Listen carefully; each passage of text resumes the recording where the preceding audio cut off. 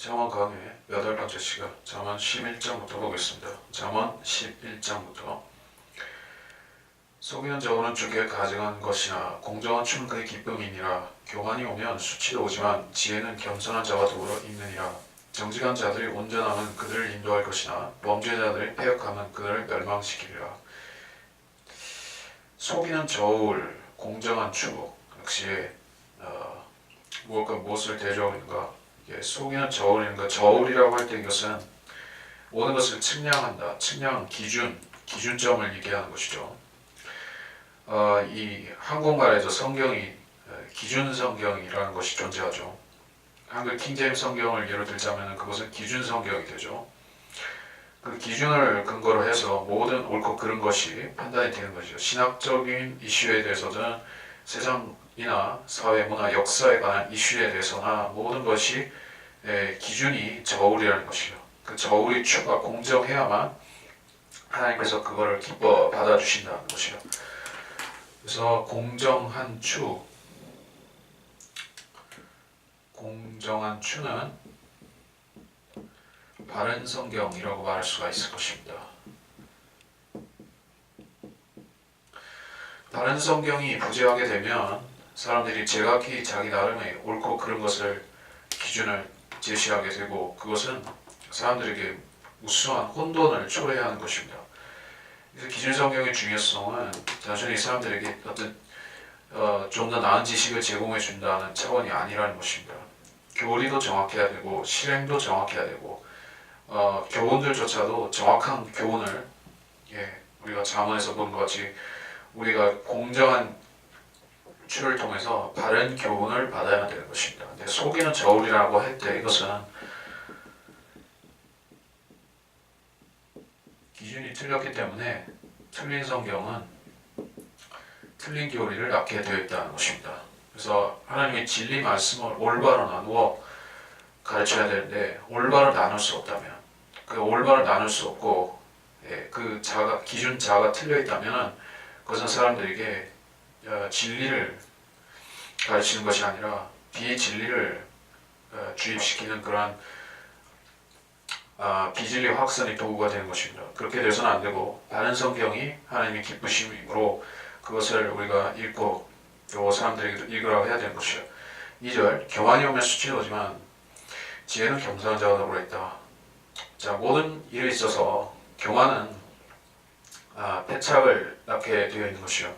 전쟁에 있어서 교만은 그 우세한 숫자를 믿고 교만하다면은 그것은 적에게 허를 찔리게 만드는 것이요. 그런 것은 모든 전쟁사에서 숱하게 교훈으로 찾을 수 있는 것이죠.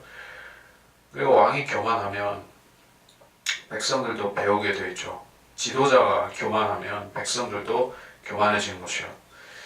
그래서 하나님을 믿는 사람은 그 근본 품성이 자기 앞일에 대해서 장담하지 않고 교만하지도 않다는 것이요. 지혜는 겸손한 자와 더불어 있느니라. 하나님 말씀은 사람을 연단시키는 말씀이죠. 겸손하게 만드는 것입니다. 우리가 누구에 대해서 무릎을 꿇어야 겸손한 사람이 되는 것입니까? 하나님과 하나님 말씀에 대해서 우리가 부복할 줄 알 때 그것이 겸손한 사람의 징표라는 것입니다. 3절 정직한 자들이 온전하면 그들을 인도하나 범죄자들이 패역하면 그들을 멸망시킨다 했습니다. 그래서 온전함이라고 할 때 온전함은 사람이 죄를 전혀 짓지 않는다 하는 뜻에서의 그런 뜻이 온전함이 아닙니다. 인생은 이 지상의 생애를 사는 동안에 모든 인생은 불완전하고 죄를 지을 수밖에 없습니다. 그러나 온전함이라고 할 때 아브라함과 같이 온전하다는 그 상태는 무엇을 말합니까? 자기 죄를 하나님 앞에 숨기지 않는 것을 말하는 것입니다. 아담처럼 자신의 죄를 감추려고 할 때 그는 온전함이 없는 것이요. 그러나 정직한 자들, 자기가 어떤 사람인지 죄인이라는 것에 대해서 가감없이 하나님 앞에 보여드리고 또 사람들 앞에서 자기가 마치 의인인 것 같이 거짓말하는 사람이 아니라 정직하게 자기가 어떠한 죄인인지를 밝힐 수 있는 사람, 그리고 회개한 죄인으로서 하나님과 사람 앞에서 떳떳하게 말하고 떳떳하게 행동하는 사람이 바로 정직한 자들의 온전함, 여기에 해당이 되는 것입니다. 범죄자들이 폐역하면 그들을 멸망시키리라. 구약에서의 죄를 짓는다, 악인이다, 범죄자다 했을 때 이것은 구체적인 죄상을 얘기를 하는 것입니다. 구약적. 네, 그 뜻에서는 특정 죄인, 율법에서의 어떤 율법을 파기하고 율법을 어기는 죄인. 네, 그러니까 죄를 지을 수밖에 없는 그러한 죄인으로 태어났기 때문에 죄를 지을 수밖에 없다라고 말할 때 그것은 우리가 신약에서도 그 죄인은 이거보다는 더 넓은 의미고, 구약에서 범죄자라고 할 때는 자기가 죄를 즐기며 죄를 기꺼이 짓는 사람, 또 죄를 지으면서 회개하지 않는 사람을 범죄자라고 하죠. 자, 그리스도인들이 아닌 죄를 즐기며 죄를 즐겨 짓는 그 사람들의 폐역함은 그들을 멸망시키리라. 그들은 교만한 자들이고 또 그들은 부정직한 자들이다 하는 뜻이죠. 4절, 재물은 진노의 날에 유익하지 않나 의인은 죽음에서 구해내느니라. 정직한 재물은 진노의 날에 유익하지 않다. 지난 시간에도 재물은 사람을 구속할 수 없고 재물은 사람을 혼을 구원시킬 수 없다 하는 제가 그 얘기를 그 얘기가 아니라 지난 시간에 했던 것은 15절에서 10장 15절에서 부자의 재물은 그의 견고한 성읍이요 가난한 자들의 패망은 그들의 빈궁이니라 라는 말씀을 했었죠. 그래서 그 현상이다 이렇게 얘기했습니다. 그 현상이고 4절에서의 재물은 진노의 날에 유익하지 않나 의인은 죽음에서 구해내느니라. 여기서 재물이 진노의 날에 유익하지 않다는 것은 환난의 그 교리에 가까운 얘기죠. 그러니까 환난이라고 할 때 이것은 대환난이라고 할 때 부자는 안 되고 가난한 자 천국. 이것은 특수한 교리, 특수한 상황에서 적용되는 특수한 교리다 이게요. 자, 그렇다고 해서 지금 이 시대 부자가 되라는 얘기는 아니지만, 부자가 되기를 힘쓰라는 얘기는 아니지만, 지금 이 시대는 부자라고 해서 더 구원에서 멀리 있고 가난한 자라고 해서 구원을 더 쉽게 받고 그런 시대는 전혀 아니죠. 물론 그런 시대는 어디에도 없습니다. 부자라고 해서 특혜를 받는 것도 아니고 부자라고 해서 손해를 보는 것도 아닙니다. 그 사람이 마음을 정직하게 먹고 회개를 하면, 예수 그리스도를 영접하면 그것이 구원이 되는 것이죠. 그 사람이 구원을 받는 것이지 가진 것이 많고 적고 소유에 따라서 달라지는 것은 없습니다. 그런 사람 마음에서 어떻게 결정을 하느냐에 따라서, 마음을 여느냐 회개를 하느냐에 따라서 결정되는 것이므로 재물은 상관이 없습니다. 그러나 상관이 있는 경우가 바로 대환란인 것이요. 대환란 때는 진노의 날이죠. 하나님께서 이 땅에 나팔 재앙들, 호리병 재앙들, 그런 진노를 퍼부으시는 그런 심판의 날이죠. 그 날에 재물이 많다면 그것은 그 사람에게 있어서는 구원받기에 장애 요인이 될 수가 있는 것이요. 그 재물이 그를 망칠 수가 있다는 것입니다. 짐승의 표를 받고 또 적그리스도의 형상에 경배하게 되기 때문에 그 재물이 발목을 잡을 수 있다. 그러나 의인은 죽음에서 구해내느니라. 그러니까 지금 우리가 믿고 의지해서 우리가 구원에 이르는 그 의, 예수 그리스도를 믿음으로 얻는 의, 그것은 우리한테 적용되는 교리지만, 여기서 의인은 죽음에서 구해내느니라. 실질적으로 대환란 때 그 사람들이 짐승의 표를 받지 않고 짐승의 형상에 절을 하지 않고 또 불의한 부자가 되기보다는 의로운 가난한 자가 되기를 택하고, 그런 자기 행실로서 증명하는, 즉 모세의 계명들을 따르는 그 율법의 의까지를 얘기하는 것이요. 그래서 그것은 그 사람이 죽음, 육신적인 죽음, 영적인 죽음에서부터 구해낼 수 있을 것이다. 5절 완전한 자의 의인은 그의 길을 바르게 할 것이나 악인은 자신의 악으로 인하여 넘어지리라. 정직한 자들의 의는 그들을 구할 것이나 범죄자들은 자기들의 악에 붙잡히리라. 완전한 자, 그것도 온전한 자인데 완전한 자의 의라고 했어요. 모든 사람은 완전한 의는 없습니다. 그러나 하나님께서 구약 시대에 완전하다, 온전하다 이렇게 인정하신 특수한 몇몇 사람들이 있죠. 노아, 다니엘, 욥 그런 사람들은 온전한 사람으로 인정을 받았습니다.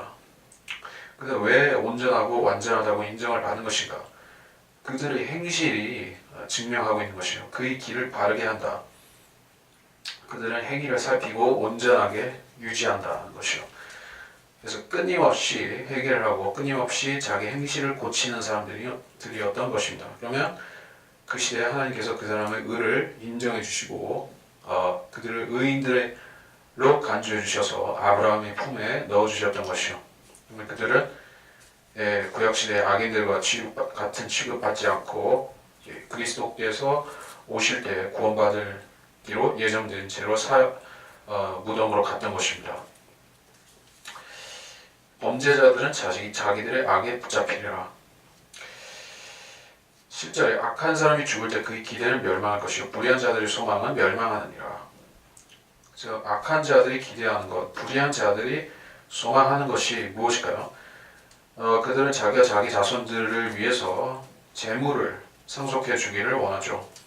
권력자는 자기 권력을 물려주기를 바라고 재물이 많은 구원받지 못한 부자들은 자기 재물을 후손에게 상속시키기를 원하죠. 그리고 명예를 추구한 사람들도 마찬가지로 다 물려주기를 원합니다. 그러나 그들의 기대는 하나님께서 주신 그 소망이 아니라는 것입니다. 하나님께서 하늘에서 성도들에게 주시는 소망은 육신이 또 세상이 주는 소망과 다른 것이죠. 격이 다르고 위치가 다르고 성격이 틀리다는 것이죠. 우리가 받는 소망은 첫째로 부활의 소망이죠. 부활이 없다면 우리의 소망은 헛된 것입니다. 고린도전서에 가면 부활이 없으면 우리 믿음도 헛것입니다. 그러니까 두 번째 우리에게 주시는 소망은 내가 너희를 위해 하늘의 너희를 위해 저택을 예비한다라고 말씀하셨던 대로 우리에게 영원한 집이 기다리고 있다는 그 소망인 것입니다. 새 예루살렘의 소망이죠. 그리고 세 번째 소망은 우리가 땅에서 그리스도를 위해서 수고하고 짐진 채로 복음을 위해서 헌신하고 그리스도를 위해서 자기 삶을 바쳐드리면 그 결과로서 받는 하늘에서 받을 5가지 그리스도의 심판석의 면류관상이 있죠. 자, 그러한 종류의 상들은 우리의 기대를 우리 이 지상에서 기대하는 것, 그런 소망과 격이 틀리다는 것이죠.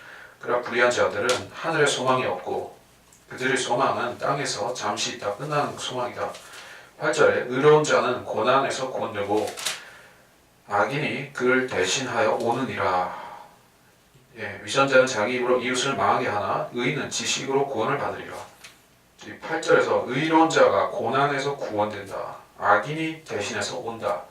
이것은 흡사 교회가 휴거되고 적그리스도가 나타나는 상황과 유사한 부분이 있죠. 교회가 휴거되기 전까지는 적그리스도가 실질적으로 등장할 수가 없는 것이요. 물론 데살로니가후서 2장에서는 그와 상반된 것 같이 보이는 즉 그 멸망의 아들이 나타나야 되는 것 같이 보이지만은 그건 지금 설명하지 않겠습니다. 그러나 어쨌든 교회가 휴거되어야지 적그리스도가 등장하고 흰말탄 자 적그리스도가 등장하고 7년 환란이 그제서야 시작이 될 수 있는 것이지 그 전에는 없는 것이요. 그래서 여기서 의로운 자, 예수님의 십자가 보혈을 믿고 구속을 받은 그 칭의로서 의로워진 그 사람 그리스도인 그들은 이 세상을 하나님께서 시험하시고 고난에 넘겨주시는 그 7년 환란의 때로부터 구원이 될 것입니다. 그리고 악인, 즉 적그리스도가 교회를 대신해서 이 세상에 도래할 것이다.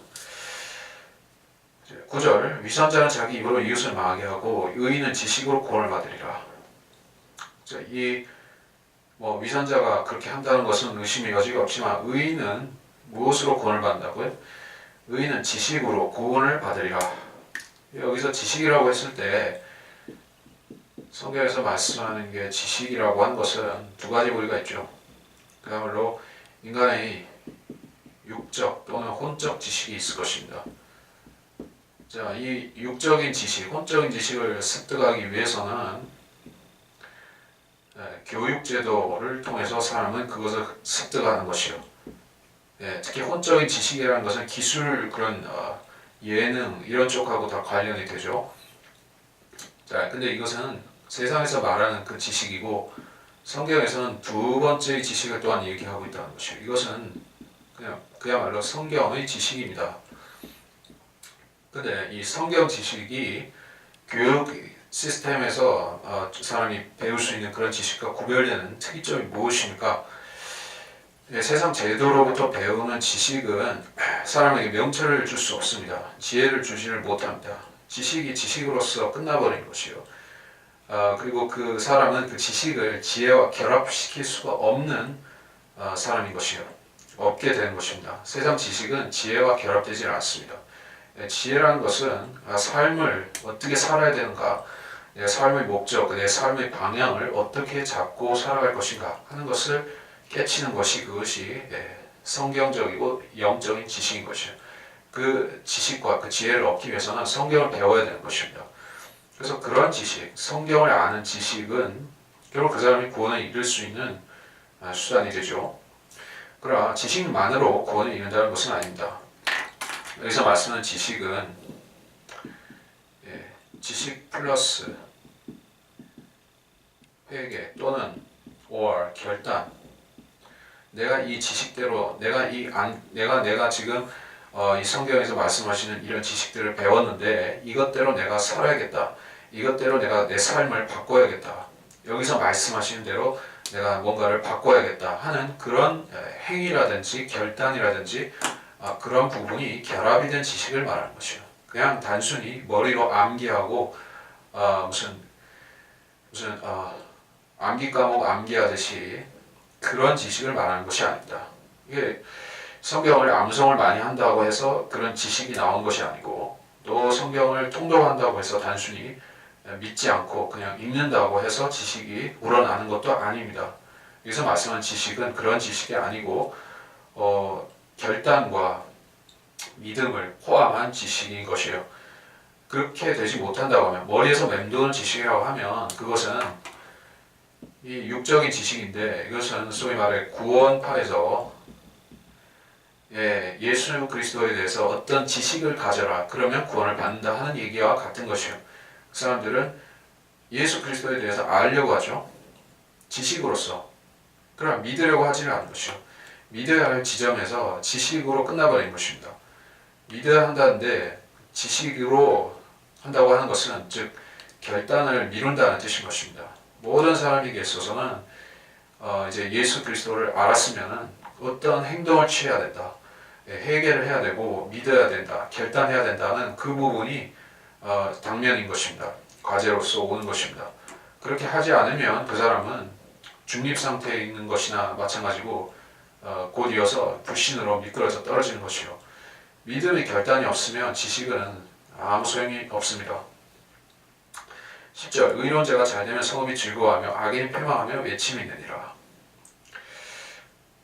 성읍이 즐거워하며 자 그래서 그리스도인들을 우대하고 복음 전파자들을 못살게 하지 않는 그런 괴롭히지 않는 그러한 국가, 그러한 도성, 그러한 사회는 복된 사회인 것입니다. 그래서 그리스도인들에게 그들의 전파할 수 있는 복음과 진리를 전파할 수 있는 권리를 박해하지 않는 사람들, 그런 사회는 하나님께서 복 주시는 것이요. 그래서 미국이라는 나라가 달리 축복받는 것이 아니라 복음 전파하는 사람들 이렇게 박해한다거나 하지 않았기 때문에 그 미국이라는 국가가 수백 년 동안 하나님이 복 주셨던 것이요. 이 복음 전파에 대해서 해방을 놓는다고 하면 미국도 망하는 것입니다. 뭐 중국이라든지 러시아라든지 세계 미국을 필적할 수 있는 그러한 그 슈퍼 파워들이 많이 몇 개 있다고 하지만은 그런 나라들은 절대 복음에 있어서 자기들이 그 전폭적인 자유를 보장하지 않기 때문에 하나님께서 그들을 높이지 않는 것이요, 수치스럽게 만들어 버린 것입니다. 그리고 그야말로 야비하고 무자비하게 복음을 박해하는 사회들, 그런 나라들, 이란이라든지 북한이라든지 이런 나라들 있죠. 그런 데는 하나님께서 저주를 퍼부으신 것이요. 자, 이거는 진짜 의로운 자가 잘 되면 성읍이 즐거워하고, 그래서 복음 전파가 왕성하게 되고 필라델피아 시대 같이 이 세계에 복음이 전파되는 시대는 하나님께서 그 복음 전파의 여정에 있는 사람들, 과정에 있는 그런 국가와 민족들에 대해서도 복을 주시는 것이요. 한국 사람들도 그거를 그냥 자기들이 뭐 근면 성실해가지고 또 무슨 어떤 정책을 그 경제개발한 사람들이 잘해가지고 지금 한국이 잘 사는 나라가 됐다라고 그렇게 착각하고 오만하고 절대 그렇게 하면 안 되는 것이, 하나님께서 이제 한국이라는 나라를 복음 전파의 도구로 어느 정도 쓰셨으니까 그것이 가능했던 것이지, 그걸 저버린다고 하면, 그 기독교를 박해한다고 하면, 적대시한다고 하면 이 나라도 하나님께서 그냥 버려버리신 것이요.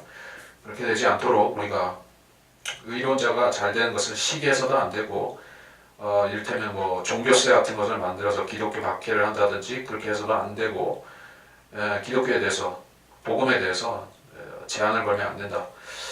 악인이 패망하면 외침이 있느니라. 그죠? 외침이라는 것은 사람들이 이제 정의 심판이 이루어졌다고 이제 기뻐서 외치는 뭐 그런 소리라고 볼 수도 있겠죠. 악인이 패망하면 외침이 있느니라. 그래서 천년왕국이 시작되면 온 땅이 즐거워하고 모든 백성들이, 남은 자들이 즐거이 외치는 것이요. 왜냐하면 이 세상을 망하게 했던 악인이 심판받아서 불못에 떨어지기 때문에 그렇게 되죠. 그런 예언적인 의미도 포함이 되는 것입니다. 12절, 지혜가 없는 자는 자기 이웃을 멸시하나 명철한 사람은 잠잠하느니라.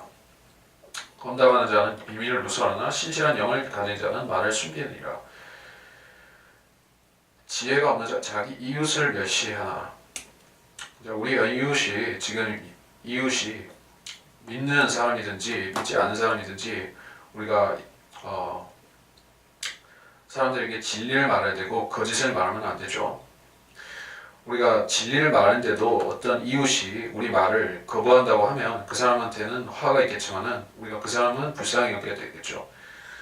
우리가 어떤 사람을 멸시할 자격이 있다면은 그것은 이제 구원받지 못했고 비질리를 증거하고 이단 교리를 퍼뜨리는 그런 자들에 대해서는 우리가 하나님의 심판과 진노에 맡게 될 수 있죠.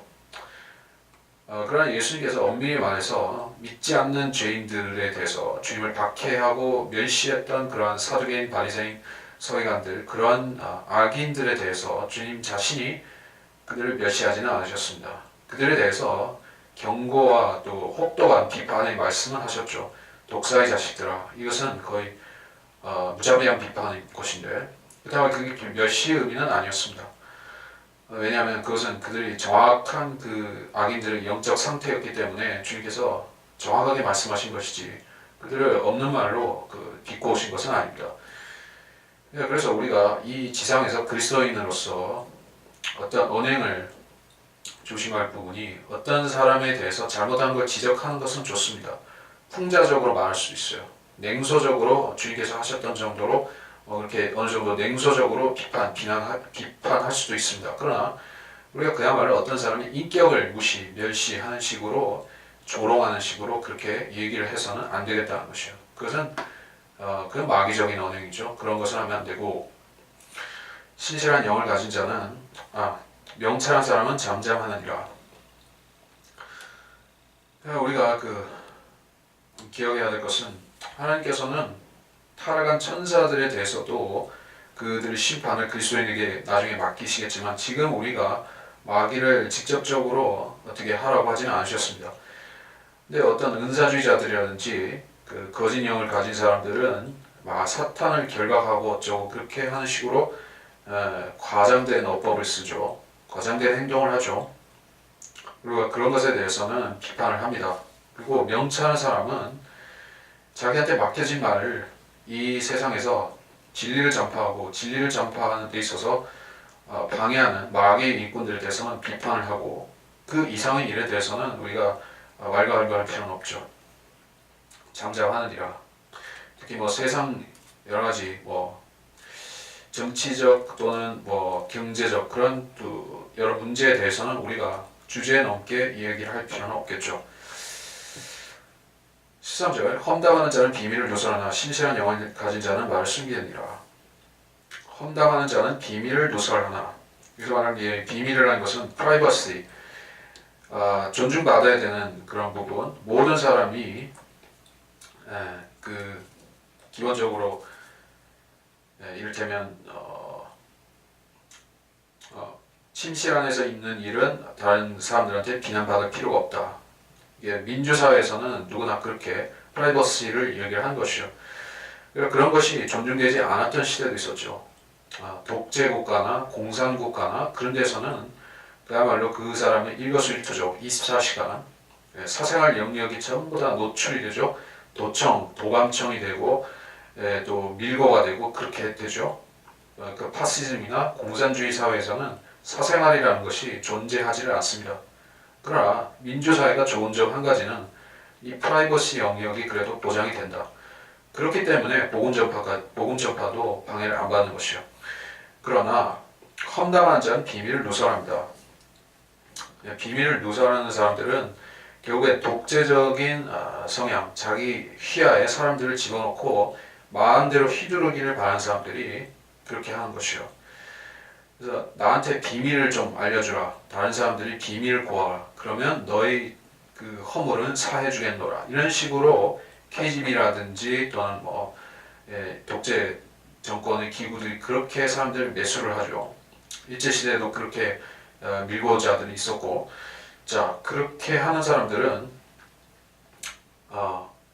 그 비밀을 누설하는 사람들입니다.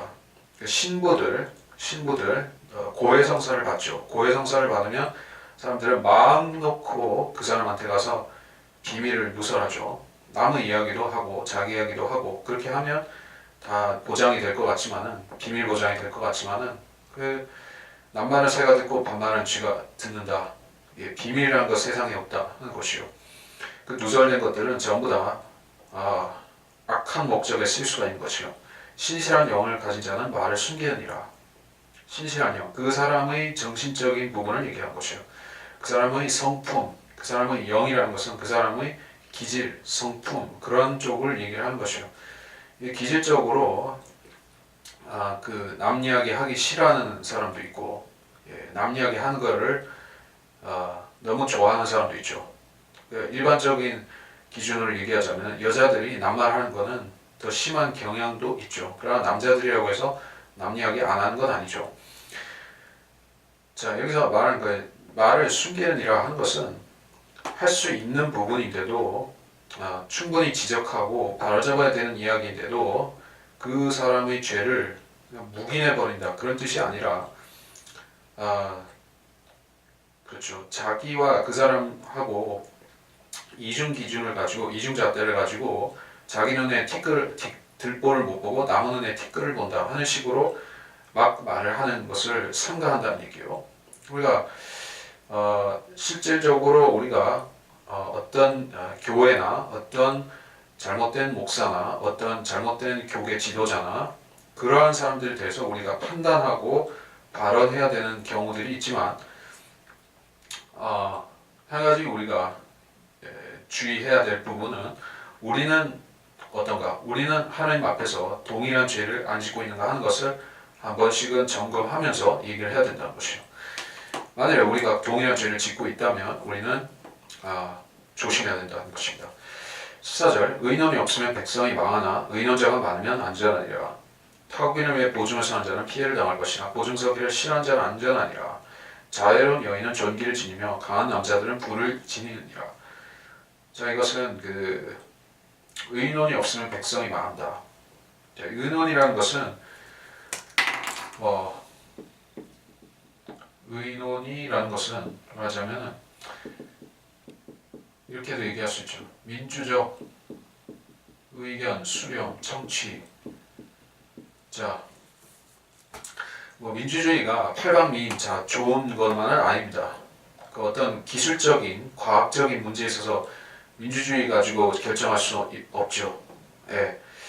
그 이를테면 코페르니쿠스 같은 경우에 지구는 그래도 돈다 얘기를 했지만은 그 시대에 그 캐톨릭의 종교 지도자들은 천동설을 주장하고 그것만 믿으라고 했었습니다. 그래서 그 사람이나 그 성직자 종교 지도자들이나 그에 설득된 그런 평신도들 그 사람들은 다 믿었죠. 근데 소수의 사람들 코페르니쿠스 같은 소수의 사람들만 진홍설을 믿었다는 것이죠. 그렇다고 해서 다수결로 결정하자. 우리 다수가 믿으니까 이 천동설이 맞다. 이렇게 얘기하시는 것은 아니다는 얘기요. 과학적인 것은 안 됩니다. 그러나 일반 사회 문제에 있어서는 또는 경제적인 사회적인 문제에 있어서는 이 의논이라는 것이 참 중요하다는 얘기요. 교회 안에서도 그렇고 사회에서도 의논은 중요합니다. 그래서 이 민주사회라는 것의 특징 하나가 의논 없이 누구의 독단과 독재적인 결정에서 사안들을 처리하지 않는 것이요. 그래서 의논하라고 국회의원들 뽑아주고 국민들의 의견들을 잘 의논해서 수렴하라고 그런 의원들에게 의정활동을 맡기는 것이요. 만일 그 사람들이 자기들끼리 그냥 당파를 짓고 의논하지도 않고 우리 당의 보스가 하라고 했으니까 한다. 그런 식으로 결정이 된다고 하면 그거는 의견을 수렴하는 것도 아니고 제 멋대로 하는 것이죠. 그런 거는 민주주의의 취지가 상실된 것입니다. 자, 그래서 의논이 없으면 백성이 망합니다. 민주사회에서도 마찬가지예요. 뭐 왕정국가에서도 또는 뭐 귀족국가에서도 다 마찬가지예요. 귀족국가에서는 귀족들끼리 의논을 해야 되고 그래서 현명 의견을 뽑아야 되고 왕정국가에서도 신하들에게 의논을 시켜야 되는 거예요. 그래서 의논 잘하고 의논하는 것을 박해하지 않는 그런 군주가 참 현명한 군주죠.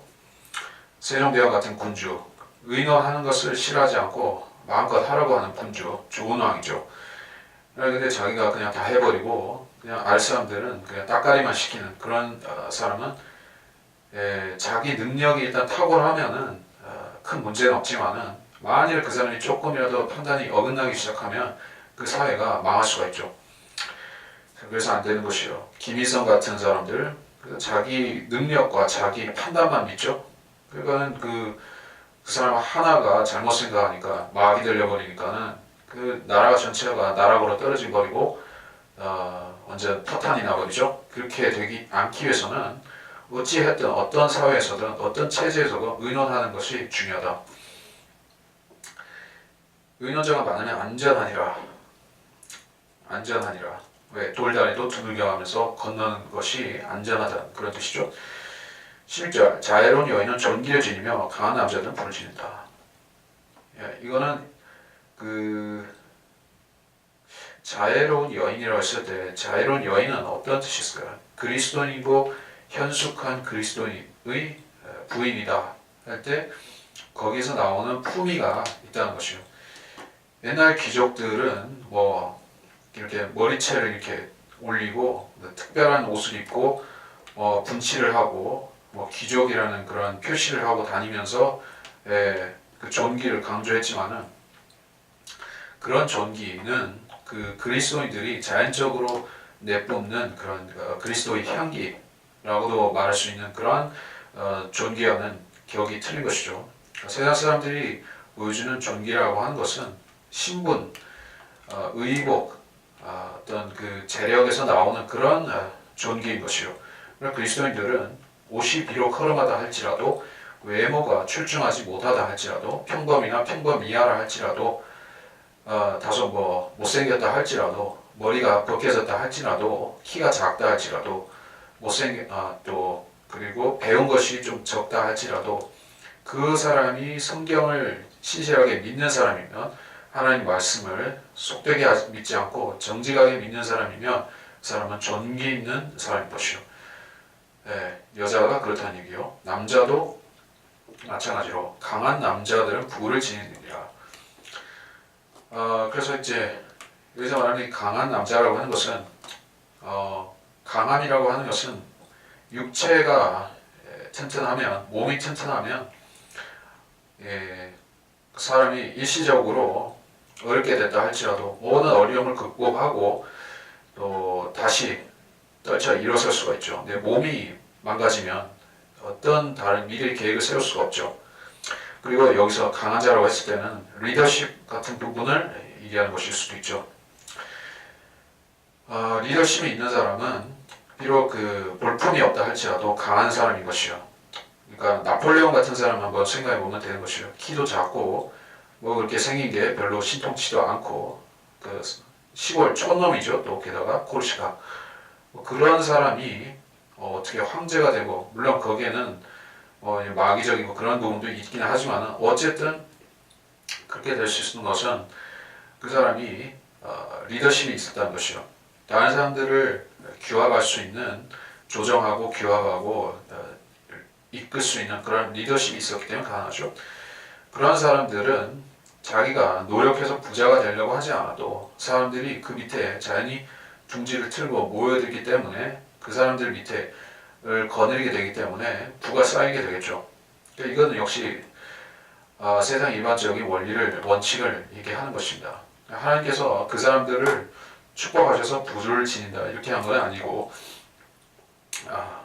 세상 사람들이 그렇더란 얘기죠. 17절 자비로운 사람은 자기 혼의 선을 행하나 잔인한 자는 자기 육체에 해를 끼치느니라. 악인은 속이는 일을 하나 의를 뿌리는 자에게는 확실한 상이 있느니라. 여기서 자비로운 사람은 자기 혼의 선을 행한다. 어떻게 혼의 선을 행한다는 것은 그 사람 구원과 관련된 것이죠. 혼은 구약에서는 육체와 하나이지만은 이런 경우에 있어서는 일부의 경우에 있어서는 구원 문제를 얘기할 때도 있어요. 구원에 관해서 이야기할 때 혼을 구원에 관련해서 언급할 때는 그 혼은 육체가 아닙니다. 여기서 마찬가지예요. 자기 혼의 선을 행한다. 자비로운 사람이 자기 혼의 선을 행한다는 것이 육체하고 상관이 있겠습니까? 일부 상관이 있을 수 있죠.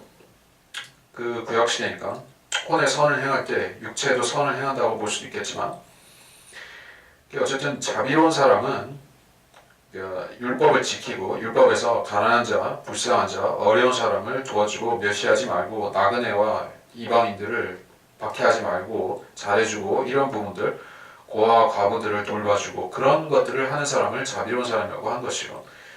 물론 구약적이긴 하지만 이거는 지금이라고 해서 달라진 건 없어요. 자비로운 사람들이 하는 것은 자기만을 먹이고 입히는 것이 아니라 자기보다 못한 사람들에게 도움이 되는 일을 하는 사람들인 것이요. 그리스도인들이라면 자기보다 열악한 한계가 있는 사람들, 특히 그리스도인 형제들이나 자매들이나 그러한 주변에 대해서 덕을 끼치고 유익을 주는 사람들, 도울 수 있는 사람들, 그러한 사람들이 자기 혼의 선을 행하는 것이라는 얘기요.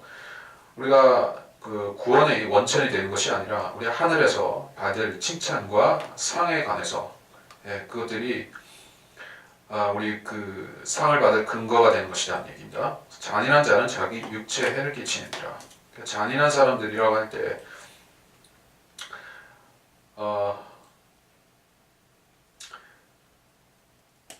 여기서 잔인한 사람이 육체에 해를 끼친다고 할 때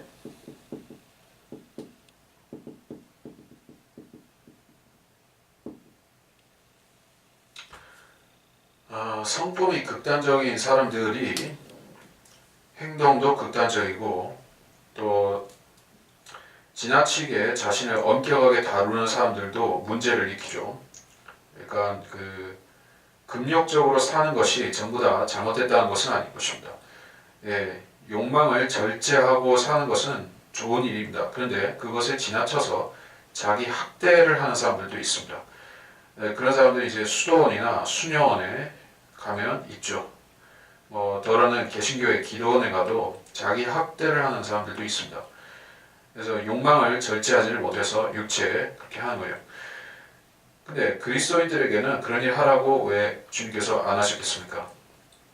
몸은 그리스도를 모시는 성전이라고 했지 그 몸을 학대하라거나 오리겐 그 사막에서 그 고행하면서 사막 성자들이나 그런 또 오리게네스나 이런 사람들처럼 학대하라고 하는 것이 아닙니다. 왜냐하면 우리 몸은 주님께서 부활의 날까지 우리가 이 안에서 살면서 그리스도를 섬기면서 주의를 해야 되고, 또 이 몸 자체도 주님께서 하나님의 형상대로 지으신 바 된 육체이기 때문에 우리가 함부로 다룰 것이 아니죠. 그러나 육체에 해를 끼치는 사람들, 즉 자해나 어떤 그 금욕의 일환으로서 자해를 한다거나, 또 무슨 그 힌두교의 성자가 힌두교의 수련자들처럼 온몸에다가 쇠꼬챙이를 이렇게 관통시켜서 이렇게 가부좌 들고 그렇게 하는 인도의 고행자들 있죠. 그런 구루들, 그러한 사람들은 육체를 학대한 사람들이에요.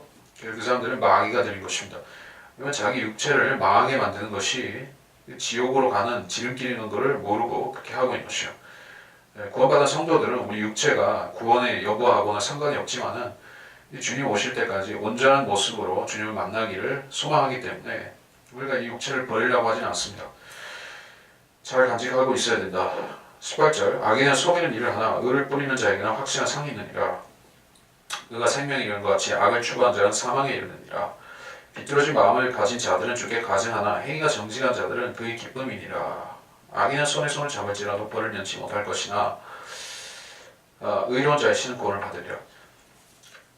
악인은 속이는 일을 하나, 거짓 교사들은 성경을 비꼬아서 성경을 가지고 사람들을 넘어뜨리고 속이는 일을 하죠. 의를 뿌리는 자들, 그 하나님 말씀을 뿌리고 사람들의 마음에 복음의 씨를 뿌리는 구령자들, 복음전도자들, 선교사들, 그러한 사람들은 상을 기대하고 하는 것입니다. 구령이라는 것은 우리가 이게 단순히 사람들에게 설득시키는 일이 아니라 그 사람 마음밭에 하나님 말씀의 씨를 뿌리는 일인 것이요. 무형적이지만 이건 확실하게 사람들이 마음에 심겨지는 씨인 것입니다. 하나님 말씀은 생명력이 있고 활동력이 있고 해서 그 사람 마음에 심겨졌을 때 확실한 구원의 열매를 맺게 되는 것입니다. 심겨지는 것이 문제지, 심겨지느냐 심겨지지 못하느냐 하는 그것이 관건이지, 일단 심겨졌으면 이제 열매를 맺는 것은 명약관화한 것입니다. 그렇게 하는 사람들에게는 상이 있습니다. 고령자의 상이 있습니다. 19절, 의가 생명에 이르는 것 같이 악을 추구하는 자는 사망에 이른다. 악을 추구하는 자는 사망에 이르니라. 추구한다는 것은 그 사람의 목표로, 그 사람의 삶의 지론으로, 자기 1번 목표로 추구하는 것을 얘기하는 것이요. 그러니까 삶의 모토가 무엇인가를 자신에게 물어볼 필요가 있다는 것이요. 내가 내 삶을 무엇에다 기초하고 무엇을 모토로 해서 내가 살아가는가. 내 삶을 움직이고 내 삶을 견인하는 원동력이 하나님 말씀, 한글 킹제임스 성경, 하나님의 말씀으로 되어지니까, 아니면은 그냥 살기 위해서 사는 것인가, 아니면 심지어 다른 사람들에게 해를 끼치는 재미를 느끼면서 살려고 하는가, 다른 사람들을 해코지하는 재미, 다른 사람들을 못되게 만드는, 넘어뜨리는 재미, 실족시키는 재미로 사는 사람은 아닌가, 자신 안에 어떤 놀부가 있지 않은가 하는 것을 우리가 성경으로 검증하고 자기 안에 도사리고 있는 그러한 그 놀부 같은 인간성을 쫓아내야 된다는 것입니다. 그렇게 하면 하나님께서 행위가 정직한 사람들로 우리를 인정해 주신다는 얘기예요. 비뚤어진 마음을 가진 자들은 주께 가증하나 행위가 정직한 자들은 그의 기쁨이니라. 21절, 악인은 손에 손을 잡을지라도 벌을 면치 못한다고 했는데, 여기서 말씀드린 손에 손을 잡는다 했을 때 이것은 두루 연대가 이루어진다 하는 뜻일 것입니다. 손에 손을 잡는다는 것은 여러 사람과 여러 족속들과 여러 왕들과 그런 연맹, 동맹이 이루어지는 것을 이야기를 하고 있습니다. 벌을 면치 못할 것이나, 이 자들은 악인이라는 것이 되는데요. 그 악인들이 자기들이 받을 벌을 최소화시키고 싶어서 어떤 책임을 전가하고 싶어서 연합을 맺습니다. 그러니까 인간들이, 죄인들이 연합을 맺는 이유가 무엇이냐? 그러니까 그리스도 안에서 성도들이 연합하는 것은 제외하고 그리스도인의 연합, 이것은 주님께서 성령을 통해서 자연스레 이루어 주시는 부분입니다. 자, 그리스도인들은 누가 인위적으로 우리는 합쳐야 된다, 우리는 하나가 되어야 됩니다, 우리는 일치단결해야 됩니다, 뭉치면 살고 흩어지면 죽습니다, 그리스도인은 하나로 되어야 됩니다, 뭐 이렇게 사정 해가지고 하나가 되는 게 아니에요. 자, 그리스도인들은 각기 자기 겉모습은 조금씩 다를 수 있습니다. 감리교인, 감리교인, 장로교인, 침례교인 이런 식으로 조금 다를 수도 있어요. 하지만은 만일 그 사람이 진짜로 구원받은 크리스찬이라고 하면, 자, 멸망받은 죄인에 대해서 복음을 전해야 된다고 하는 것에 대해서 누가 태클 걸 수 있습니까? 이거 그럴 수 없다는 것이에요. 하나의 목표가 있는 것입니다. 우리가 이 지상에서 그리스도인으로 하나님께서 삼아주시고 우리를 하나님께서 사역으로 부르신다는 것은 한 가지 목표인 거예요. 잃어버린 세상에 대해서 진리와 복음을 증거하는 사명을 주신 것입니다. 그 안에서 하나님께서 필요한 대로 연합해서 쓰시는 것이고, 거기서 하나님께서 조합해서 아름다운 결과를 만들어 주시죠. 그건 자연스러운 연합의 결과입니다. 그것은 세상이 우리가 합쳐서 더 큰 적에게 싸우자, 이런 적과 싸워야 된다, 이러한 정략적인 연합하고 성격이 다르죠. 그러니까 세상 사람들의 세상 종교와 세상 정치와 민족들의 연합이라든지 이런 것들은 전부 다 정략적이고 계략적인 그런 연합이지 순수함이 없습니다. 자, 국제연합을 예를 들어보자면, 지금 국제연합이 만들어져서 하고 있는 일들은 전부 다 하나님의 말씀에 대항하는 일들만 하고 있죠. 그들이 모색하는 일들은 전부 다 부정한 것들입니다. 성경을 폐기하고 페미니즘이라든지 무신론, 종교 다원주의 같은 것들을 확산시키려고 사람들을 미혹하는 것이요. 그게 선한 일입니까? 나쁜 일입니까? 악하고 추잡하고 더러운 일을 한 것이죠. 그런 일을 하기 위해서 연합을 내세우는 것입니다. 한 사람이 그걸 내세워서 하게 되면은 힘도 부족하고 또 사람들이 다른 데 눈을 돌릴 수 있다는 것이요. 그러나 온 세상이 다 이걸 추구하기 때문에 당신도 이걸 따라야 된다, 이렇게 얘기하면 사람들은 무리근성이 있기 때문에 여러 집단들이 뭐 이걸 한다고 하면 나도 해야 될 것 같고, 특히 한국 사람들 같은 경우에는 유행에 민감한 사람들이지 않습니까? 그렇죠. 한국 사람들만치 그 주변의 눈치를 보고 다른 사람들하고 이게 어긋나게 하면은 뭔가 좀 하자가 있는 것 같고, 유행도 따라해야 되고, 남들이 긴팔 입으면 긴팔 입어야 되고 반팔 입으면 반팔 입어야 되고, 이런 사람들은 특히 한국 사람들이라니까요.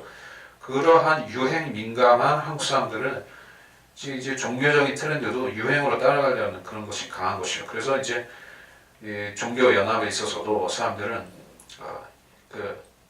친구가 강남 가면 따라가듯이 그렇게 가려고 하지만은 그거는 큰 잘못을, 또 큰 실수를 하는 것이다, 이게요. 그래서 그 연합은 하나님께서 심판하시고 그 연합은 하나님께서 정죄하시는 연합입니다. 그래서 그것에 가담한 사람은 심판을 받고 벌을 면치 못한다는 것입니다. 여기서 그 얘기를 하고 있고, 그래서 국제연합에 대한 하나님의 경고의 말씀이다. 이사야서 8장 9절로 12절에 같은 내용이 나오죠. 이사야서 8장 10절을 보겠습니다. 함께 의논하라. 그래도 아무 것을 이루지 못하리라. 말을 하라. 그래도 서지 못하니 이는 하나님이 우리와 함께 계심이라. 그래서 의논하는 것은 좋은 일이다, 아까 얘기했었지만은 의논이 없으면 백성이 망합니다. 근데 이게 모든 백성들을 모아서 하나가 되자, 이 의견은 잘못된 의견이죠. 그거는 의논할 거리가 아니라 의논하면 안 되는 것입니다. 우리가 다시 모여서 옛날에 니무롯이 세우라고 했던 그것과 같은 바벨탑을 또 세우자, 세계 종교와 세계 정치를 하나로 결탁하자, 이런 식의 의논을 한다면 그거는 하나님께서 정죄하신 것입니다. 그리고 22절, 아름다운 여인에게 분별이 없는 것은 마치 돼지코의 금고리 같으니라. 의로운 자의 소망은 선한 것뿐이나 악인의 기대는 진노니라. 재물을 흩을지라도 늘어나나 지나치게 아끼면 궁핍하게 되느니라. 그래서 아름다운 여인에게 분별이 없다. 그래서 이 분별이라고 하는 것은 이렇게 여기서 분별이라고 하는 것은 지식이 많고 적고 뭐 학위를 뭐 그런 부분을 얘기하는 것이 아닙니다. 뭐 학벌, 학위, 지식, 뭐 전문성 그런 걸 얘기하는 것이 아니라 여기서 말하는 분별이라고 하는 것은 기본적으로 선과 악을 분별할 수 있는 그 분별을 말하는 것이요. 사람이 선악의 분별을 할 줄 모르면 그 사람은 사람들에게 엉뚱한 일을 그런 사람이 종교 지도자가 되면 사람들을 크게 망치는 것입니다. 그래서 분별은 어떤 경우에 있어서도 잃어버려서는 안 되는 것입니다. 네. 사람이 선과 악을 알게 하는 나무의 열매를 먹은 이유로 하나님께서는 그 사람에게 선악을 알게 할 수 있는 기능을 계속 작동하게 하셨죠. 그것이 사람 안에 있는 양심이라는 거예요. 양심. 양심에 화이 맞으면 사람은 어떻게 되죠? 흐물흐물해지죠. 죄를 지어도 좋고 마냥 좋고 죄를 지으면 더더욱이 즐겁고 그렇게 되죠. 마음속에 죄를 지으면 이것은 잘못된 것이야 라고 알람을 울리고 사이렌을 울리는 그런 양심이라는 견제가 있어야 되는 것이요. 양심이라는 브레이크가 걸려서 사람이 나락으로 떨어지지 않고 중심을 잡고 살아갈 수가 있는데 그러다가 결국에 복음을 믿을 때도 양심이 그 찔림을 줘가지고 믿으라고 하는 것인데 이 양심이 망가져버리면 즉 화인을 맞아버리면 그 사람이 이제 브레이크 고장난 자동차나 그렇게 그런 식으로 질주하게 되는 것입니다. 어디로 가서 어떻게 처박일지 모르는 삶을 살게 되는 것입니다. 그 남자도 여자도 마찬가지인데 특히 아름다운 여인에게 분별이 없다. 아름다운 여인에게 분별이 없다. 우리가 복음을 전하는데 그렇죠. 복음을 전해본 사람은 느끼는 것입니다. 외모가 좋은 사람들, 출중한 사람들, 아름다운 남자와 여자들, 특히 외모를 한껏 치장하고 뭐 짧은 치마 입고 뭐 그렇게 분칠 많이 하고 이렇게 한껏 멋내고 다니는 젊은 여자들은 전도지를 종체로 거들떠보려고 하지 않는 경우가 많죠. 특히 그런 여성이 친구하고 같이 동성이든지 그런 친구하고 같이 다니면은 더더욱이 멀리하죠. 왜냐하면은 복음을 믿는 것은 험벌해지는 것이요, 자기를 낮추는 것입니다. 자기가 보통 이하로 내려서는 것이요, 자기가 죄인이라는 걸 시인하는 것은 그야말로 자기가 이제 별 볼 일 없는 사람이다, 별로 존중받을 가치가 없는 그러한 죄인이다라는 것을 마음에서부터 시인하는 것을 그게 회개의 자세 아니겠습니까? 근데 외모를 그렇게 치장하고 있으면 그 자세를 낮추겠습니까? 낮추지 않는 것이요. 회개할 자세가 되지 않는 것입니다. 그게 분별이 없다는 것입니다. 복음에 대해서 하찮게 여기는 사람들은 자기 외모를 따지는 것인데, 자기 외모를 존중받으려고 하는 사람들인데 그건 분별력이 없습니다. 돼지코의 금고리 같으니라. 자, 금고리라는 것은 이게 금과 같은 하나님 말씀이고 금과 같이 이 사람에게 가치가 있는 은혜의 복음인데 그것을 이제 돼지코에 걸려고 해서는 안 되겠다는 거예요. 성경에서 돼지는 구원받지 못한 여인의 표상입니다. 개는 구원받지 못한 남자, 돼지는 구원받지 못한 여자. 기본적인 의미가 상징에서 그렇게 쓰이고 있습니다. 그래서 돼지는 그녀의 진창에 가서 뒹굴고 씻고 진창에서 뒹굴고 개는 자기가 토한 곳으로 돌아간다라고 베드로 사도가 이야기했던 것도 결국에 실질적인 개와 돼지라는 것이 아니라 그러한 남자와 그러한 여자들을 얘기한 거예요. 그래서 이게 돼지라고 했을 때 성품이 변화받았으면 성도가 돼야 되는데 변화가 안 됐으니까, 예수님을 구주로 안 믿었으니까 계속 돼지가 돼지로 남아있는 것이요. 그 사람이 겉에는 아무리 미스코리아 같이 그런 아름다운 외모가 씌워져 있다 할지라도 그 속을 들여다보면 돼지 한 마리가 있는 것이요. 그런 여자들이 얼마나 많이 있겠습니까? 헐리우드에 그런 돼지들로 이루어진 축사가 얼마나 많이 있겠어요. 그리고 한국에 충무로 해도 그런 돼지떼들이 얼마나 많이 있겠습니까? 또 여의도나 MBC나 SBS나 뭐 KBS나 그런 방송국에도 그야말로 외모만 화려하게 단장한 돼지들이 꿀꿀거리고 돌아다니고 있을 것이요. 그들이 복음을 받아들여야지 성품이 변화가는데 거기다가 이제 무슨 그 사람들 자부심을 세워주는 가짜 복음을 전한다고 해서 성품이 변화되지 않죠. 금고리를 억지로 걸어보려고 해도, 십자가를 억지로 그 사람한테 믿으라고 해도 안 되는 것이요. 먼저 거듭나야 되는 것입니다. 믿고 거듭나야 되는 것이요. 23절 이런 자의 소망은 선한 것뿐이나 악인의 기대는 진노니라. 우리의 소망, 몸의 부활, 하늘의 집, 천년왕국, 그리스도의 심판석, 면류관 이런 것들은 선한 소망이죠. 그리스도의 재림을 소망하는 것은 우리가 선한 소망을 우리가 중심에 간직한 것이죠. 악인의 기대는 진노니라. 마찬가지입니다. 손에 손을 잡고 그 사람들이 추구하는 세계 단일 종교, 세계 단일 국가, 이거는 선한 일이 아니죠. 악인의 기대는 하나님의 진노를 낳습니다. 24절 재물을 흩을지라도 늘어나나 지나치게 아끼면 궁핍하게 되느니라. 관대한 자는 풍족하게 되리니 물을 주는 자는 자기 자신도 물을 받게 되리라. 재물은 흩을지라도 늘어난다. 이게 무슨 말일까요? 흩는다는 것은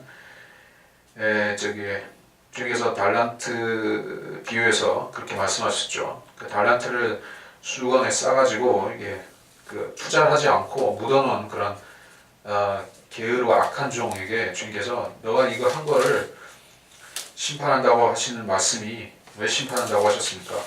너가 그렇게 한 것은 내가 준 재능을 낭비한 것이다. 그렇게 한 것이요. 원금을 이자와 함께 받게 하였으리라. 마태복음 25장 27절에서 그렇다면 내가 마땅히 내 돈을 환전상에 맡겨서 내가 돌아왔을 때 내가 원금을 이자와 함께 받게 해야 했으리라. 주님께서는 투자를 차라리 네가 못할 것 같으면 누구한테 하라고 맡겨도 될 것을 안 했다는 것이요. 그래서 이게 현대 자본주의의 발전은 결국에 투자에서 나온 것이죠. 옛날 같은 사회에서는 부자들은 금고에다가 이렇게 재물을 막 쌓아놓고 그렇게 지냈죠. 농경사회였던 조선 같은 사회에서도 이게 재화가 좀처럼 유통이 잘 안 되니까 이게 재물을 쌓아놓으려고 했지 그런 어떤 은행이라든지 이런 식으로 투자가 이루어지질 않았죠. 근데 금융이 발전하고 자본주의가 생기면서 이제 사람들은 투자라는 것이 있구나. 이게 부라는 것은 그냥 쌓아놓는다고 해서 늘어나는 것이 아니다. 이게 투자를 해야 된다. 뭐 주식이라든지 현물 투자라든지 어쨌든지 투자가 사람들이 부를 증식한다고 그런 걸 알게 됐습니다.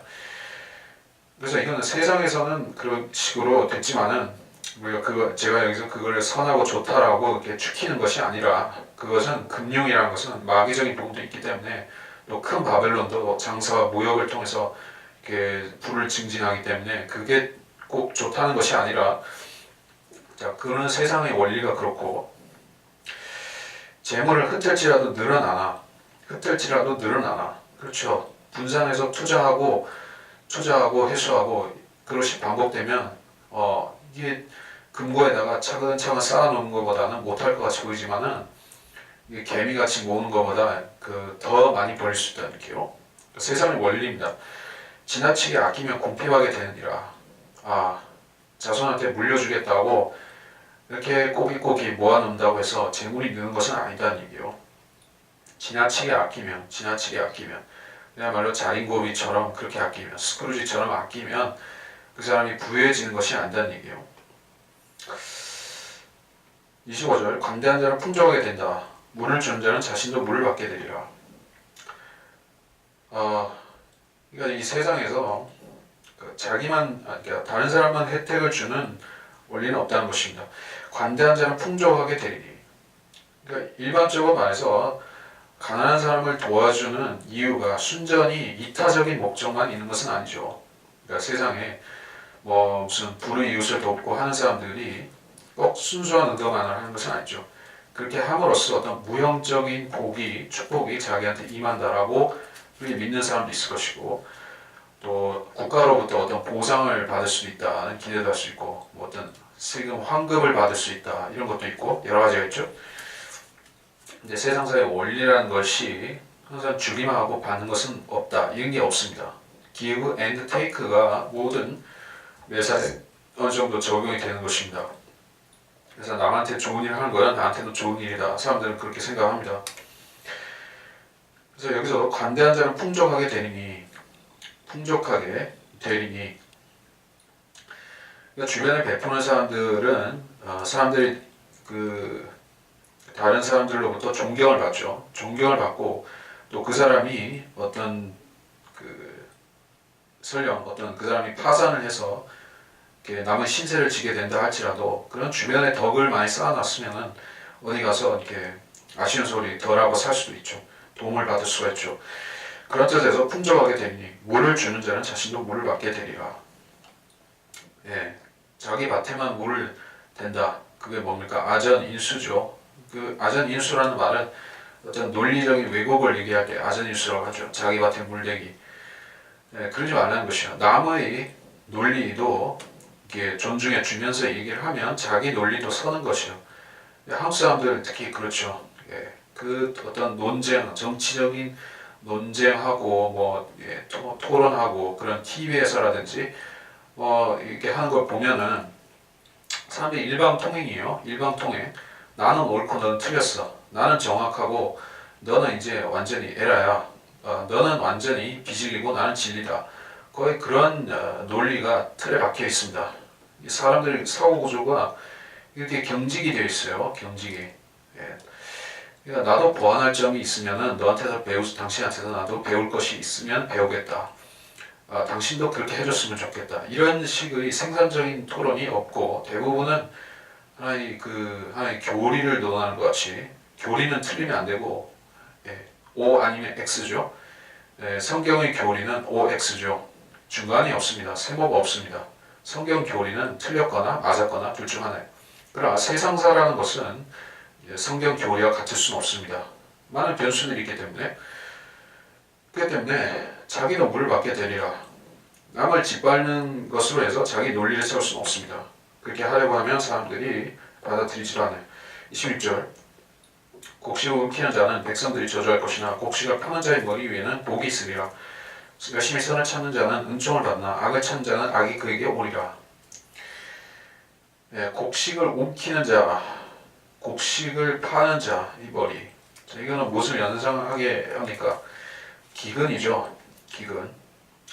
기근이 왔을 때 그 곡식을 양곡을 독점하고 식량을 독점하면 어떻게 되죠? 사람들이 그 사람을 저주하겠죠. 그러나 기근 때가 되었을 때 그 이집트 총리 요셉처럼 그렇게 백성들에게 그 식량 창고를 개방하면 사람들이 칭송하겠죠. 평상시에는 모릅니다. 근데 재난이 오고 기근이 오고 그렇게 되면 사람들은 그런 덕을 베푸는 사람을 크게 존경하게 되는 것입니다. 그리스도도 마찬가지인 것이요. 이 땅에 치명 환란이 오고 그리스도가 재림하시면 그때 이 땅이 낙원으로 바뀌게 되겠죠. 그리고 곡식을 움키는 자는 적그리스도인데 적그리스도는 이제 사람들을 지배하기 위해서 그들의 재산들을 하나로 모으고 또 짐승의 표를 주겠죠. 그럼으로써 백성들이 그를 저주하게 만들 것이에요. 그러나 곡식을 파는 자, 나눠주는 자, 그 사람들에게 뺏어가지 않고 오히려 사람들에게 자애롭게 분배하는 사람, 그 그리스도는 예수 그리스도는 사람들이 그 축복을 받게 되는 것이요. 27절 열심히 선을 찾는 자는 은총을 받나 악을 찾는 자는 악이 그에게 오리라. 열심히 선을 찾는 자, 악을 찾는 자 이렇게 구별하고 있습니다. 열심히 하라는 것은 우리가 말씀을 읽을 때 열심히 진리를 탐구하고 열심히 진리를 찾아내라는 뜻이 될 수 있죠. 그것은 우리가 은총을 받는 조명도 은총인 것입니다. 하나님께서 어떤 말씀을 터득하도록 이해하도록 지식을 주시고 명철을 주시는 부분도 엄연히 은총인 것이요. 하늘의 은총인 것입니다. 그런데 그것을 받는 사람이 있고 또는 받지 못하는 사람이 있습니다. 열심히 찾아야 되는 거예요. 악한 의도에서 찾는 것이 아니라 내가 이 말씀을 깨우쳐서 나도 현명하게 되고 이 모르는 사람들도 알려주고 이렇게 하기 위해서 찾는 자가 열심히 선을 찾는 자에게 악을 찾는 자는 악이 그에게 오리라. 말씀을 읽어도 무슨 틀린 것을 찾으려고 읽는 사람들, 자유주의자들이 하듯이 또는 이제 반기독교적인 생각을 가진 사람들이 성경에서 자기가 뭔가 틀린 거 찾아보겠다고 그렇게 찾는 사람도 있을 거예요. 찾을 수 있지만은 찾으면 그거는 자기 죄가 돼서 망한다는 것입니다. 성경이 잘못한 것이 아니라 사람들이 그 기준이 틀려서 악이 그에게 오는 것입니다. 28절 자기 재물을 신뢰한 자는 넘어질 것이나 의로운 자는 가지처럼 번성하리라. 여기서 이제 말하는 이 가지라는 것은 그리스도를 말하는 것이죠. 가지. 주님께서는 약하고 연한 가지처럼 그런 가지와 같은 사람이셨고, 그리고 주님께서는 성경 다른 부분에서도 가지로 언급이 되시죠. 한번 찾아보겠습니다.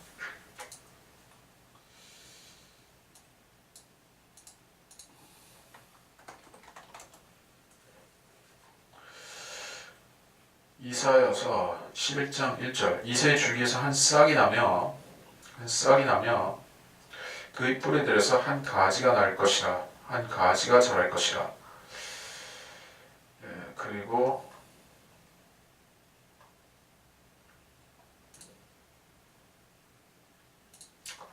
되게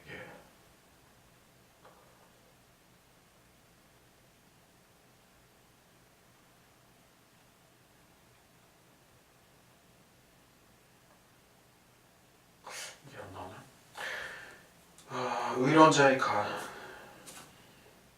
의로운 자는 가지처럼이라고 했습니다. 그래서 이게 그리스도를 가지를 가리키는 것이기 때문에 이새의 뿌리에서 나는 가지 그리스도이기 때문에 의로운 자는 예수 그리스도께서 천년왕국에서 그와 그분의 왕국이 번성하는 것 같이 번성하게 될 것이다. 근데 자기 재물을 신뢰하는 자는 넘어질 것이다. 이렇게 얘기했습니다. 재물을 신뢰한다는 것은 사랑한다는 것하고 한끗 차이가 있겠죠. 그러니까 돈을 사랑하는 것이 모든 악의 뿌리다라고 성경이 경고하고 있습니다. 신뢰하기 때문에 사랑도 하는 것이죠. 그러니까 신뢰한다는 것은 그 사람이 기도하기를 멈췄다, 기도하지 않는다 하는 것입니다. 재물을 신뢰하는 사람은 이 세상에서 환난이나 핍박이나 그리스도를 거부하라는 유혹이 왔을 때 대환란 때를 말하는 것이요. 그때 그 믿음을 저버리고 적그리스도를 따르는 사람이 될 것입니다. 그래서 그런 사람은 스스로 실족하는 것입니다. 그러나 의로운 자는 가지처럼 번성하리라. 재물이 없다 할지라도 주님께서 돌려주신다. 또 주님의 재림과 관련된 것입니다. 19절 자기 집에 다툼을 일으킨 자는 바람을 유혹으로 받을 것이며 어리석은 자는 마음이 지혜로운 자의 종이 되리라. 자기 집에 다툼을 일으키는 자, 이게 있지 자기 가정을 화목하게 못하고 분란을 일으키는 사람인데, 그러한 사람은 성도로서 회개해야 되는 사람이죠. 그리고 목회자의 자격, 장로의 조건으로서 불합격이죠. 그 집을 잘 다스릴 줄 알아야 된다고 했습니다. 이 집을 잘 다스린다는 것은 자기 스스로도 분란의 주동자가 되지 말아야 되고, 다른 사람 분란을 일으킬지라도 화목하게 만들고 가라앉힐 줄 알아야 된다는 것입니다. 특히 리더십이라고 하는 부분은 많은 사람들이 분란에 불 붙이지 않고 가라앉히는 사람이 리더십이 있는 사람인 것입니다. 어떤 조직이든지 간에 지도자가 이제 판단을 잘해서 사람들의 분란을 조정해야 되는 거예요. 그 분란을 지도자가 오히려 부추긴다든지 그거를 어떤 정략적으로 이용해서 자기 세력을 모은다든지 이런 식으로 하면 그거는 오래 갈 수가 없는, 그 조직은 그 교회는 오래 갈 수가 없는 것입니다. 그래서 바람을 유혹으로 받을 것이며 결국에는 풍지박산이 나고 말 것이다 얘기예요. 어리석은 자는 마음이 지혜로운 자의 종이 되리라. 그래서 마음이 지혜롭기 위해서는 우리가 성경을 연구해야 되겠죠. 30절 의로운 자의 열매는 생명의 나무니 혼들을 이겨온 자는 현명하니라. 의로운 자의 열매는 생명의 나무니, 의로운 자의 행실은 무엇을 낳는다? 생명의 나무다. 사람들에게 생명을 공급하는 영적인 생명이든지 육적인 것이든지 생명을 주는 열매를 낳는다는 것입니다. 그래서 혼들을 이겨오는 자는 현명하니라. 그래서 혼들을 이겨온 자는 곧 의로운 자이고, 또 혼들을 이겨온 자는 생명의 나무를 낳는다는 것입니다. 그래서 어떻게 혼들을 이겨올 수 있는가? 혼들을 이겨온다는 말은 개혁 성경을 그 배경에서 성경을 알았던 사람들은 잘 모르는 말일 것입니다. soul winning이라든지 winning soul이라든지 그런 말에 대해서 이게 무슨 말인가?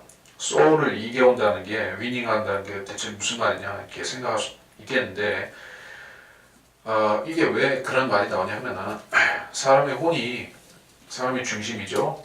구원받아야 될 주체가 혼이죠. 혼의 구원의 주체다. 구원받을 주체다. 구원받을 주체다. 근데 이 혼이 사탄이 가지고 있다. 하나님이 갖고 있는 게 아니라 사탄이 그걸 묶어놓은 것이요. 사탄이 단단히 묶어놓고 있는 것입니다. 이 세상 사람들이 사탄의 권세 아래 있고 실질적으로 사탄의 권세 아래 있는데 그것은 그 사람들이 혼들이 다 사탄의 수수와 거짓말과 속임수와 사탄의 그런 그 미끼들에 걸려서 꼼짝달싹 못하게 되어 있다는 것이요.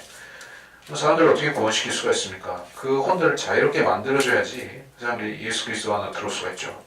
그 사슬에서 사탄이 묶어놓은 사슬에서 풀어주기 위해서는 우리가 진리를 주고 하나님 말씀을 주고 진리로 너희를 자유케 하리라 하는 말씀대로 그들을 자유롭게 해줘야만 되는 것입니다. 그렇게 하기 위해서 소울을 위닝해야 된다. 위닝 소울이라는 것은 사탄에게 잡혀있는 그들의 혼을 빼앗아서 하나님 편으로 가져온다는 것입니다. 이에 관련해서 우리가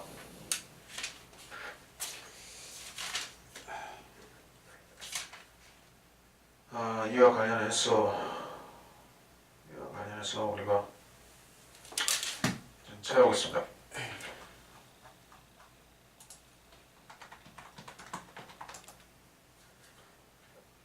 골로새서 1장 13절 그분께서 우리를 흑암의 권세로부터 구하여 내셔서 그분의 사랑하는 아들의 나라로 옮겨주셨으니 흑암의 권세라고 했습니다. 흑암의 권세는 사탄이 사람들을 억누르고 있는 억압하고 있는 그 영적인 권세를 말하는 것이에요.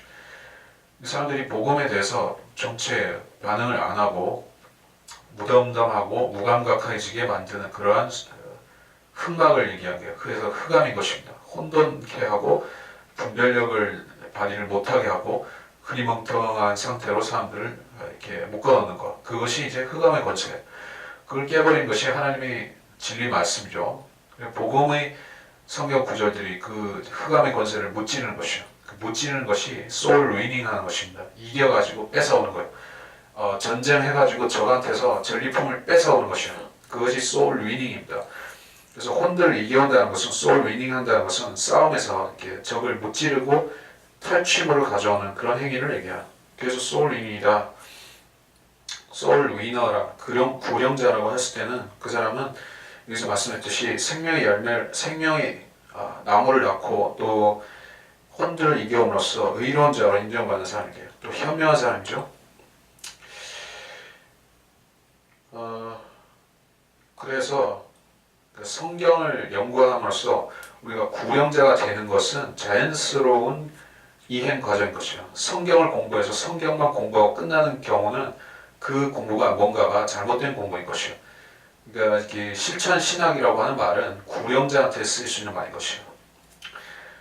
윌리엄 부스 같은 사람, 그런 윌리엄 부스 장군 같은 사람, 그 사람이 신학을 위해서 신학을 한 사람이 아니라 구령을 위해서 구령을 위해서 일생을 헌신했죠. 그래서 구령으로 시작하지 않았다 할지라도 결국에 모든 성경대로 믿는 신학의 귀결점은 피터 라크만 박사도 똑같았지만은 결국엔 구령이다라는 얘기예요. 그것보다 더 위대하고 더 고상하고 더 현명한 일이 없더라는 것입니다. 우리가 성경을 연구하는 것은 고상하고 좋은 일입니다. 그러나 그 일 자체로 끝나는 것이 아니라 이제 열매로 얘기하자면은 그것은 구령이라는 얘기입니다. 그 사람이 그 사람이 외출도 안 하고 그 사람이 다른 사람 만나지도 않고 평생을 어떤 골방에서 성경만 연구한다. 이게 좋은 게 아니라는 얘기죠. 하나님의 말씀은 실천해야지 그게 그 사람한테 열매가 나오는 것이에요. 또 하나님께서 구령한 사람을 현명하다고 인정해 주시기 때문에 누구든지 하나님 앞에 인정받는 믿음이고 싶으면 구령자가 되어야 된다는 얘기예요. 31절 의로운 자가 땅에서 복을 받게 되니 악인과 죄인은 훨씬 더하리라.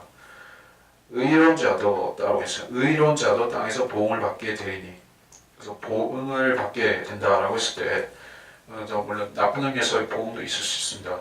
그러나 여기서 의인이 땅에서 뭐 심판을 받는다, 그런 뜻으로 적용한다면 조금 어색할 수 있죠. 의로운 자도 땅에서 보응을 받게 되리니 이것은가요? 그리스도인들은 이렇게 적용할 수 있을 것입니다. 우리 이 땅에서 하나님의 정면으로 어떤 우리 죄에 대해서 심판을 받지는 않습니다. 심판은 아니라 할지라도 징계를 받죠. 그리스도인은 징계를 받습니다. 세상 사람 죄인들은 심판을 받습니다. 이 세상에서도 받고, 이 세상에서 미처 안 받은 것은 저 세상 지옥에 가서 받고, 그리스도인들은 이 땅에서 하나님의 결정적인 심판을 안 받지만 징계를 받고, 또 나머지 징계들은 이제 그리스도의 심판석에서 나머지를 다 치릅니다. 물론 그것도 심판이면서 징계이지만,